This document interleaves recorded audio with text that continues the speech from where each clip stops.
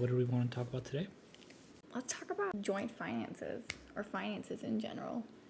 That was a topic that a lot of people asked us. I would like to say that I was not a fan of the idea of having a joint account was such a foreign concept to me, mainly because I grew up, your money is your money, but then his money is also your money. But at the same time, it was all like my parents never had a joint account, and the finances were always split, but in like a weird manner. And I just grew up around that. So to me, when we got married, I already had my own bank account, my own savings, and I'm like, what do you mean we need to have a joint account? Yeah. And I also didn't like the idea of me spending my money and then being questioned about where I'm spending my money. So I was just like, I don't want you to see what I'm buying. If that makes sense. No, it does.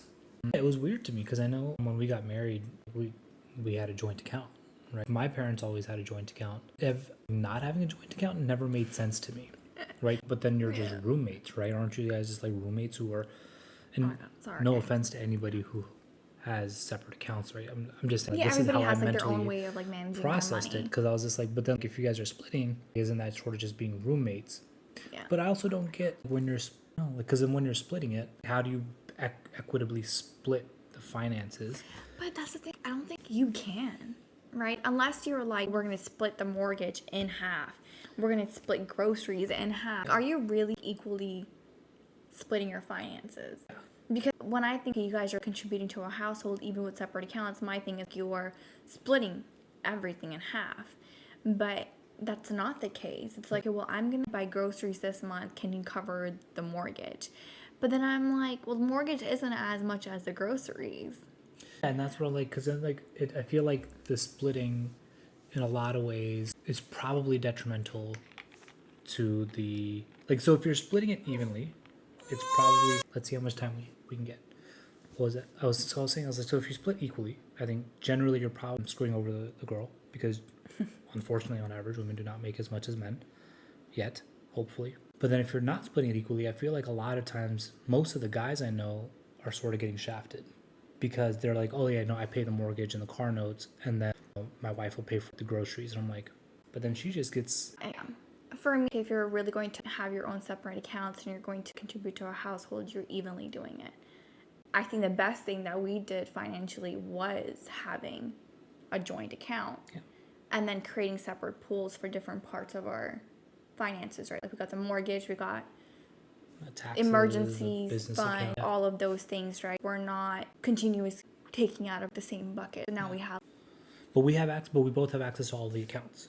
That is the other thing, right? The transparency is there. This is how much we're spending. You can see it if you wanted to. We also don't keep tabs. Mm-hmm. At least I don't. But we do talk about like, hey, we're going to have a big purchase coming up this month, or like we have to book flights, or we're doing this for X, Y, and Z person, like all of those things. We'll talk about those big chunks. That way when it does happen, it's like not a shock to our account or like our wallet.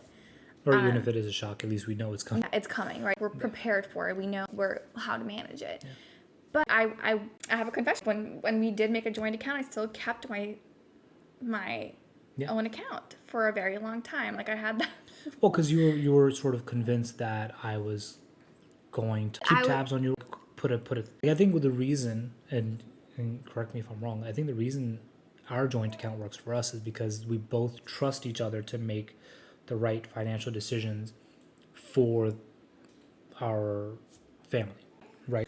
Either of us may make a big purchase without consulting the other, which I think has maybe happened once or twice, right? Very rare, but it's like it's with the trust that, hey, I'm going to do this, but like it's because I know we can handle it.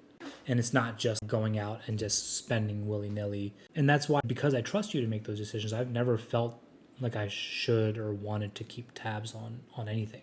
I think that made me comfortable over time. And eventually I closed my account, and then I was like, there's no point in having that.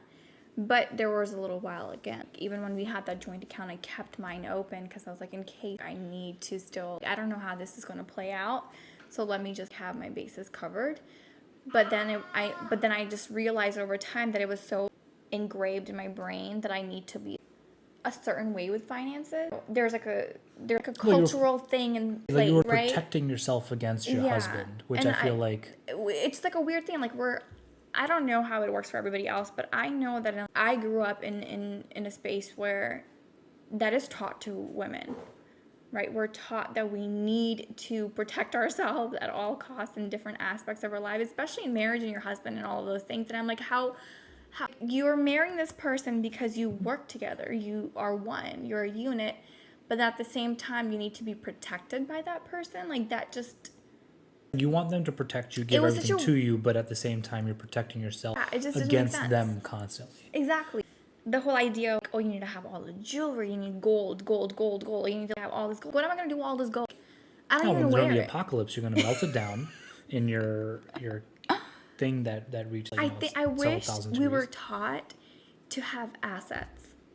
I wish we were taught Well, I think back in the day, assets gold was an outside asset. Yes, but it doesn't apply to the world now, right? Yeah. Like, I would have loved to know, maybe we should work together on building credit. Or maybe we should work on having a car that's paid off. Or like we should work on lowering your student loans. I wish we had things like that. The one that could help us in the future in current times. But we didn't do that, right? For you to have 50 sets of bangles, gold bangles, and then you need to have 600 necklaces because somehow the gold's going to protect you later. If I like, That was interesting because remember during our Hag Mehr? But then at the same time, you give me all this gold. It's going to be sitting in a locker somewhere, and I have to pay for that locker. I'm not wearing that stuff all the time. I would like to pass on a house to my daughter, not my jewelry to my daughter, if that makes sense. I think that was like during our Hag Mehr conversations, that was one of the interesting things to me, was because I was trying to like, and for those who are unfamiliar, Hag Mehr is essentially like Islamic concept where the husband agrees to X amount of money that the wife is entitled to up until a divorce. So at any point, Miriam can ask for X amount from her Hag Mehr, and on separation, if God forbid that were to ever happen, that she's entitled to that no matter what. Right? It's a protection sum essentially. It's like, hey, you owe me this money. But then you also wonder at the same time, why don't I'm gonna get heat for this. Why don't guys have Hag Mehr? Because there's a lot of men who are in abusive marriages and like. Well, I mean, because back in the day.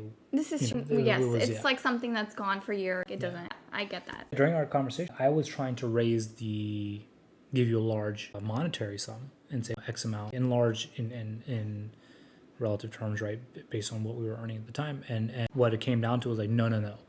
She just gets to keep all of her jewelry. And I was like, I thought you were keeping that anyway. I didn't.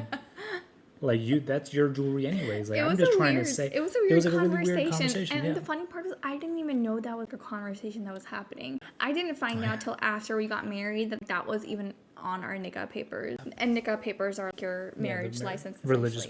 And so I was just like, Mom, not even like Mom, but it was like our family who negotiated the terms.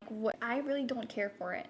I wish we were taught to love assets in terms of like things that I can actually help our kids current stages in their lives or in the future versus like, hey, here's some jewelry I'm going to pass on to you. You can wear it if you want to, if you like it, or you can just keep it, thrift it. Pause. I've completely lost my train of thought. What I was going to say was, I think it's weird because a lot of people think it's very normal for you to create your own secret bank account, right? As a woman. What if I were to do it? Then it would be a problem. Like, why are you hiding something from me? And I felt that way, right? Well, when we had these conversations early on in our marriage, and you were like, oh, like having a separate account, and I was like, sure, if you want a separate account, but then what if I had a separate account? Would you be okay with me siphoning off earnings, right? To protect myself? That brings me to another point that's really weird to me, is that there's a lot of couples that support their families, right? Mm-hmm. Whether it's like the girl's family or the parent, like the guy's side, or both, right? It doesn't matter, whatever it is. Hiding things from your spouse about it. Why is that even a thing? That, and then also even spouses having a problem with it. If your spouse has an issue with you supporting their family, provide assistance to your family, why is that a problem? As long as it's not like taking away from your own family, you're sacrificing your family's needs because you need to meet someone else's needs. That I'm like, you guys should probably work on that and prioritize your list of things. But at the same time, why are you lying to your spouse? Why is it a secret that you can't support your family for one? And then, if your spouse finds out, they're going to have a problem with it. And that to me is so weird. We're like going all over the place. But one thing I do agree with, and I think you and I argued about this when we were getting married, was the prenup. Because I was like, the prenup is a very, in essence, it is a Hag Mehr, right? In saying that, hey, if things go south. I think our computer keeps falling. I think You're going to come to me instead. Because you're going to keep looking at. I think the prenup part is where you and I had a bit of an argument before we got married. But I was like, to me, a prenup is sort of a Hag Mehr for the guy in many cases. This one's going to require some editing, so her face isn't in it. Because to me, it was more like, if things go south and one of us wrongs the other, right? Yeah. We protect what we earned as individuals. I still, for some reason, get weirded out about that. Because I'm just like, that's you assuming that I'm going to do something wrong. Or you thinking that, or me thinking that you're going to do something wrong. I just didn't like the feeling of what prenup means, essentially. If you look at the movies and stuff, and I know, but that's to me what Hag Mehr, like when I was negotiating or talking about what I wanted to give for your Hag Mehr, right? It was the same thing as like, if God forbid something happens, right? Then I want to make sure you're good, right? For me as a husband with the best of intentions, I wanted to make sure you were good. God forbid something were to happen. So you were entitled. Excuse me, where are you going? You were entitled to being fine, right?